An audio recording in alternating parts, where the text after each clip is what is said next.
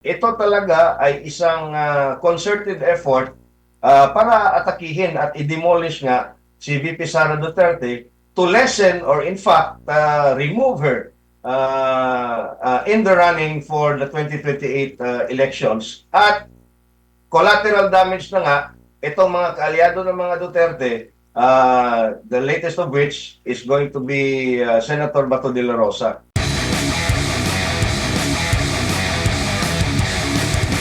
Sinabi kanina ni Attorney Guanzo na amin siya makapanayam na plan B itong kaso sa ombudsman. Uunahin muna nila yung impeachment, tapos pagluto ng impeachment, ito na yung kaso sa ombudsman. Sir AB. That is where I depart with Attorney Rowena Gonzalo. I respect her views. She being a very brilliant lawyer and with some decades in government service. Pero sa tingin ko, iniba na nila ang approach, MJ, no? Kasi doon sa impeachment, no, ang rules of evidence doon very lax, no? Kaya ang sa tingin ko dito, MJ, inuna nila sa ombudsman so that the ombudsman now will have the premise of conducting their own investigation. Meron silang fact-finding, meron silang makukuhang ebidensya, kumbaga, quote-unquote, at malay down na nila yung mga premises for a plunder case or a malversation case. At ito na yun ang gagamitin nila doon sa pag-file nila sa impeachment after February 6 or on February 6 or beyond. Dahil nga may 1-year ban. So, ito na yung the ombudsman now will be doing the work, no, of Congress in the 20th Congress, the lower house of the 20th Congress.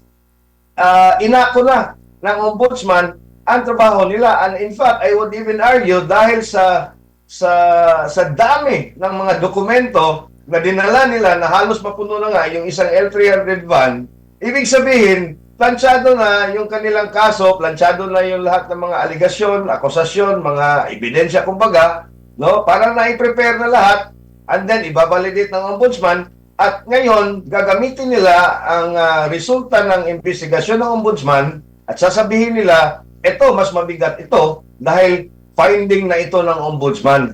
So yan ang nakikita ko. Kaya inuna nila ngayon na i-file doon sa ombudsman para yun ang gagamitin nila for the impeachment to give it a semblance na ito'y makatotohanan, ito ay mabigat, at ito ay dapat ikonsidera ng impeachment court na rason para nga mapatalsik itong si VP Sara Duterte, at not just mapatalsik, to bar her from running from any public office, including the presidency in 2028, MJ. Isa na doon at Sir AB, yung recommendation ng ombudsman magpataw po ng preventive suspension sa mga opisyal na makikitaan po nila ng probable cause, lalo na yung mga kaso may kinalaman sa graft and corruption, dishonesty, misconduct, at anumang mga kaugnayang paglabag sa isa pong nasasangkot sa mga irregularidad,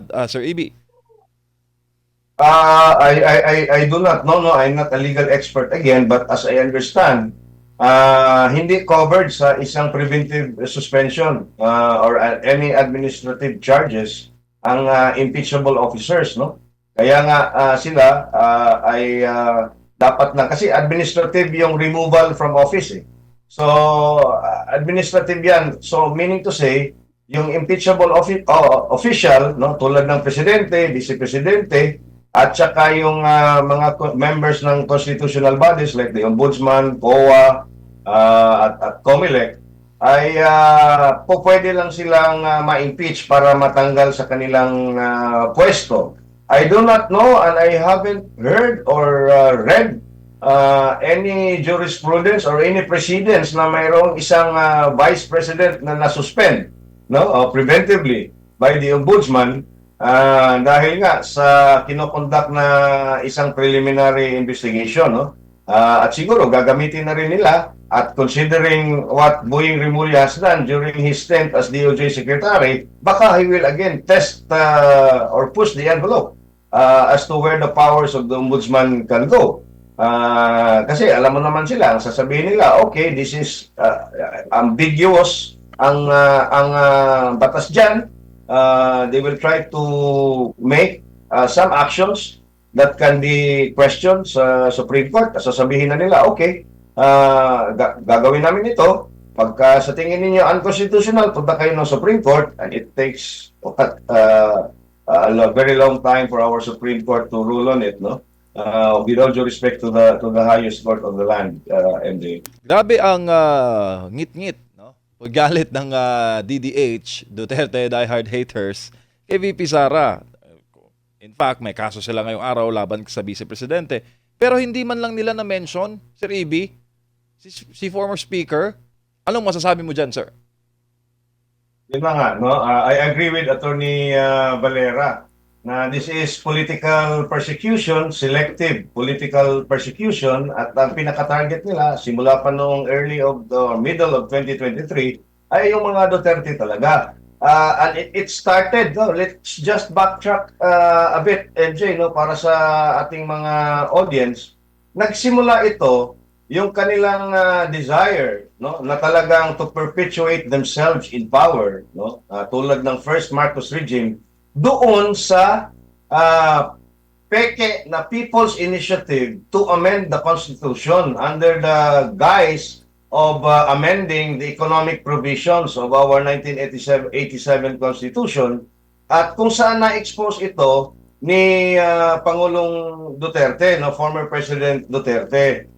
At doon din nag-umpisa ang mga ginagawa nitong ating mga kasama, ang mga kapatid sa Coast Guard ni na Secretary Gibo Teodoro, ay doon din nag-umpisa ang kanilang very provocative actions doon sa disputed areas of the South China Sea, kung saan ginamit nila ang template ng Pentagon CIA-funded Guardianate Center Project MUSU, na ang pangulo nito or ang lead nito ay si constantly nakikita natin sa mainstream media na si US retired Air Force Colonel Ray Powell.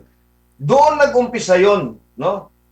So nung nag-umpisa na yung ganon na pag-atake nila doon sa former president, parang it crossed over na crossover na rin ito doon sa pagtira nila kay Vice President Sara Duterte. Kumbaga, kung titingnan ninyo, in 2023, all fronts, all hands on deck talaga against the Dutertes. Okay? Hanggang sa itong si VP Sara nga ay hindi na nakatiis at bumigay na nga siya, at yung mga kasama niya na rin ay tila baga nawalan na ng pag-asa na yung dagok ng relationship nila ay meron pang patutunguhan na mabuti.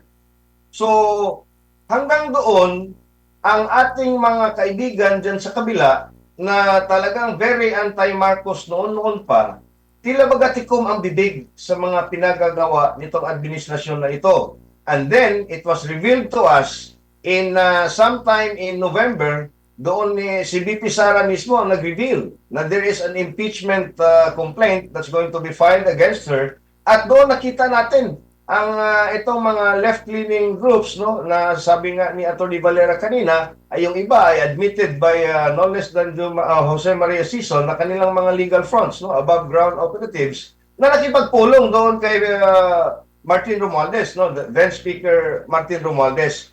So ibig sabihin, ang mga pangyayaring ito ngayon, no, the most recent of which, ito yung pag-file nila ng plunder malversation cases against the VP, it still follows the same playbook, no, as manufactured in 2022 or even 2023. So kaya masasabi mo at masasabi natin na hindi nila ma-mention. Even doon sa mga rally nila, MJ, no? And I think Atty. Valera would agree with me. Even sa mga rally nila, ayaw nilang mabigkas at hindi nila mabigkas-bigkas itong pangalan na Martin Romualdez, no? Hindi nila mabigkas-bigkas yan. kung titingnan ninyo, yung mga revelations ni Zaldico ay sila pa yung unang nagda-downplay at nag-re-rebut or nagdi-debunk, no? Quote unquote. Pero yung mga testimonya ng kung sino-sino dyan, lalong-lalo na itong bagong whistleblower daw na sinasabi, ay talagang kaagad nilang niyayakap at tinatanggap na isang gospel truth, no? So, again, let us go back to the premise of this discussion. Ito talaga ay isang concerted effort para atakihin at i-demolish nga si VP Sara Duterte to lessen or in fact remove her in the running for the 2028 elections. At collateral damage na nga, itong mga kaalyado ng mga Duterte, the latest of which is going to be Senator Bato de la Rosa.